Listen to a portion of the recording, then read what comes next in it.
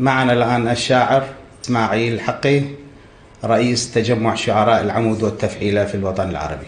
تفضل أستاذ. السلام عليكم ورحمة الله.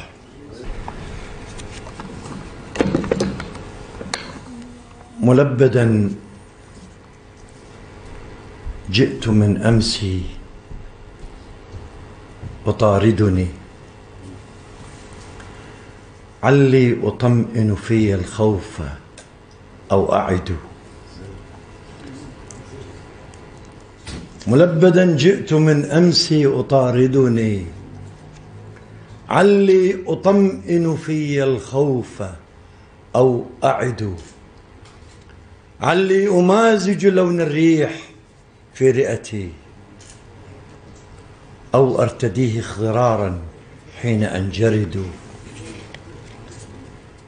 كيما أسافر في جوعي وفي عطشي، ولي صغار من الحرمان قد ولدوا. كيما أسافر في جوعي وفي عطشي، ولي صغار من الحرمان قد ولدوا.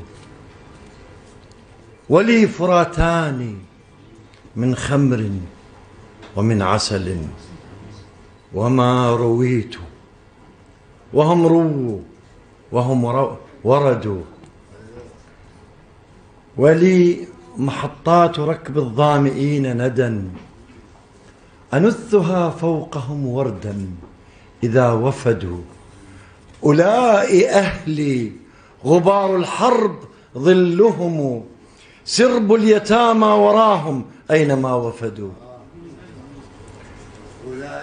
أولئك أهلي غبار الحرب ظلهم، سرب اليتامى وراهم أينما وفدوا.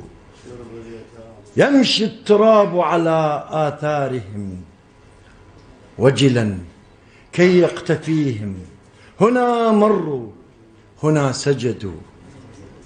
هناك عند ضفاف الغيم تمضغهم رحى المنافي، فلا عادوا ولا ابتعدوا. ظلت على سعفات النخل لامعة أعلامهم لغد الآتين إن رفدوا.